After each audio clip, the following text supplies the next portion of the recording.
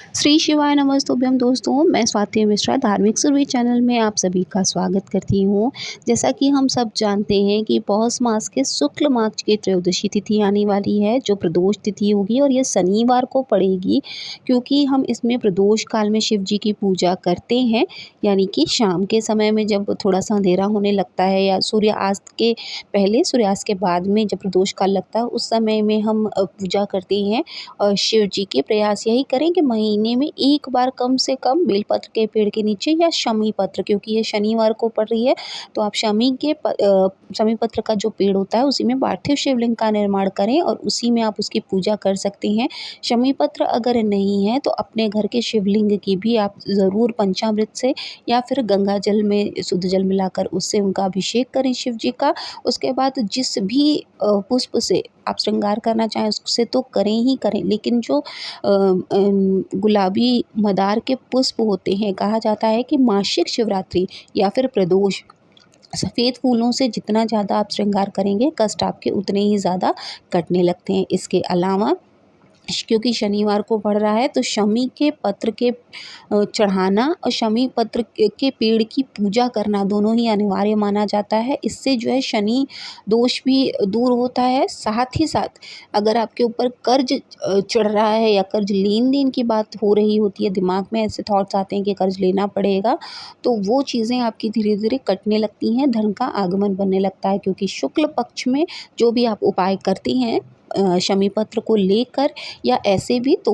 वो जो है आपको धन के लाभ प्रदान करने वाले होते हैं। तो शमी पत्र 3 जो है आपको महादेव पूरा श्रृंगार आप कर लेंगे महादेव का। वैसे तो देखिए नियमतः आपको कुछ न कुछ प्रतिदिन श्रृंगार हर तरह से अलग-अलग तरीके से, जैसे किसी दिन आप सिर्फ गुलाब की पंखुड़ी से कर दीजिए, किसी दिन आप बेलपत्र 7 बेलपत्र का ब्रह्म कमल बनाकर 7 बेलपत्र ले लीजिए, उसको एक ही कलावा में बाँध दीजिए और उसके बाद महादेव को उनके जो नाम हैं वो लेते हुए आप उनको जो है चढ़ा दीजिए।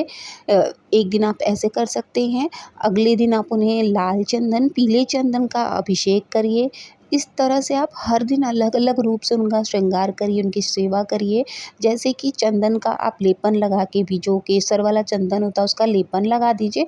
उसके बाद फिर सफ़ेद चंदन से और जो है कुमकुम से उनको टीका कर दीजिए। सफ़ेद पुष्प, भस्म, अक्षत, अखंड चावल के जो दाने होते हैं वो, अबीर, गुलाल सब कुछ उनको अच्छे से चढ़ा दीजिए। सफ़ेद वस्त्र, अगर आपके शिवलिंग क्योंकि छोटे होते हैं, सफ़ेद वस्त्र नहीं है तो आप काला जो सफ़ेद जो कच्चा सूत होता है वो आप उन्हें ज़रूर अर्पित करें, या फिर कलावा के भी वस्त्र आप उन्हें अर्पित कर सकते हैं। इत्र सेवा उन्हें ज़रूर दें। खीर ज़रूर चढ़ाएँ, जब भी प्रदोष का व्रत होता है तो चाहे मखाने की या चावल की खीर ज़रूर बनाकर उनको समर्पित करें। अगर आप व्रत रखते हैं तो आप खुद ना ग्रहण करें, बाकी परिवार के सदस्यों को उनको ग्रहण करने के लिए दे सकते हैं। धतूरा का पुष्प, धतूरा का फल उन्हें ज़रूर चढ़ाएँ, भांग की पत्तियाँ, दूब, ये सारी चीज़ें उनको ज़रूर चढ़ानी चाहिए स्पेशल दिनों में, जैसे कि मासिक शिवरात्रि या फिर प्रदोष में। और शमी का जो पत्र होता है, कहा जाता है कि 5 बेलपत्र आप गणेश जी के स्थान पर, शिवलिंग में गणेश जी के स्थान पर चढ़ाइए और 3 महादेव को चढ़ाने से कर्ज मुक्ति में बहुत ही जल्दी राहत मिलती है। इसके अलावा रुद्राष्टकम पढ़िए या फिर लिंगाष्टकम ज़रूर पढ़ें। इस पाठ से भी आपको बहुत जल्दी कर्ज मुक्ति में राहत मिले।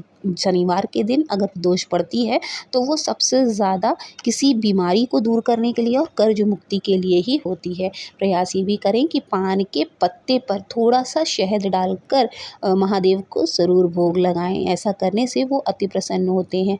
महीने में 2 बार, शुक्रवार के दिन माता लक्ष्मी को और कभी प्रदोष या मासिक शिवरात्रि पर पान के ही पत्ते पर रखकर 1 या 2 बूंद शहद के महादेव को ज़रूर चढ़ाना चाहिए। इससे उनकी विशेष कृपा मिलती है। इसके बाद कपूर जलाकर, अगरबत्ती दिखाइए या कपूर जलाकर आप उनकी आरती ज़रूर करें, ताकि पूरे घर में सकारात्मकता फैली रहे। तो आई होप कि ये जो त्रयोदशी तिथि है पौष मास के शुक्ल पक्षी की आपके लिए बहुत ही धन धान्य से भरी हुई हो, लाभप्रद हो, आपको पूजा का फल मिले, साथ ही महादेव की कृपा हमेशा आप सभी के ऊपर बनी रहे। मिलेंगे नेक्स्ट वीडियो में, तब तक के लिए ओम नमः शिवाय, जय माता दी।